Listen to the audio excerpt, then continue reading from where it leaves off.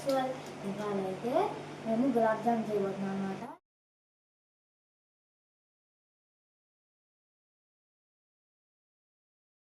ఈ ప్రాసెస్లోకి వెళ్ళిపోదాము. ఫస్ట్ అయితే దీన్ని కట్ చేసుకోవాలి.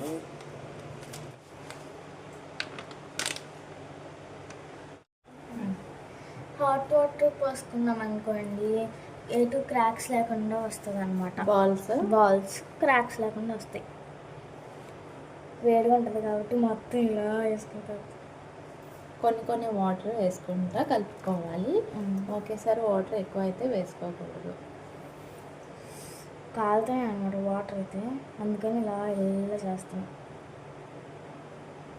ఇప్పుడైతే పిండిని ఇలా కలుపుకోవాలన్నమాట. దీన్ని కొంచెం పావు గంట మూత పెట్టేసి పక్కన ఉంచుదాం.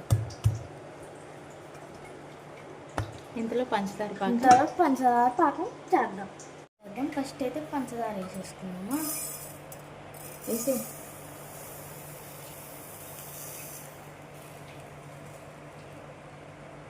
షుగర్కి 2 గ్లాసులు వాటర్, 2 కార్డమమ్ యాలక్కాయలు వేసుకోవాలి. ఇలా అయితే తిప్పుకుంటూ ఉండాలి, లేదంటే పంచదార అడుగంటిద్ది. పాకం అయితే రెడీ అయిపోయింది. పాకం అయితే రెడీ అయిపోయింది. మనం వెళ్ళి ఉండలు చేద్దాం. ఇప్పుడైతే చూసేద్దాం. దీన్ని ఒకసారి అయితే కలుపుకోవాలి.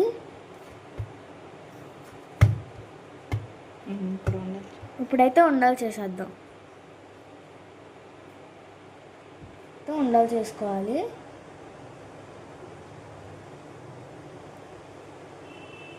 ఈ విధంగా అయితే కలుపుకోవాలి. క్రాక్స్ ఏం రాకూడదు. ఇలా బాల్స్ అయితే చేసుకోవాలి. ఒక్కొక్కటిగా బాల్స్ అయితే చేసేద్దాం. అన్నీ తయారైపోయినాయి అన్నమాట. ఇప్పుడు ఆయిల్ అయితే డీప్ ఫ్రై 5 నిమిషాల పాటు వేడి చేసుకొని ఉంచుకోవాలి. ఆ ఉండల్ని దాంట్లో వేసేద్దాం. చాలా జాగ్రత్త.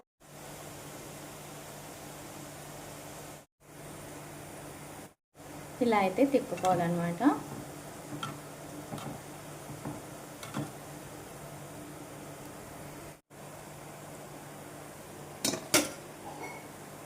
డార్క్ బ్రౌన్ కలర్లో అయితే రావాలి.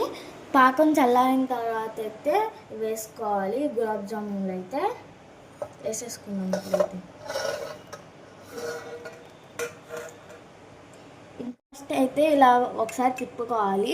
తర్వాత ఇంకా పొయ్యి మీద ఉన్నాయి. తర్వాత అయితే దీనిలో వేసి పెట్టేస్తాము. పావు గంట సేపు పక్కన ఉంచుకోవాలి. ఇవి కూడా అయిపోయినాయి. ఇవి కూడా పాకంలో వేసేద్దాం. ఇలా మిక్స్ చేయాలి. ఇది పట్టుకొని ఇలా ఇప్పుడైతే ఇలా మిక్స్ చేసుకోవాలి. మూత పెట్టేసి మూత పెట్టేసి ఇలా గరిటె తీసేసి మూత పెట్టేసి ఒక పావు గంట సేపు అయితే ఉంచుతాం. మూత పెట్టి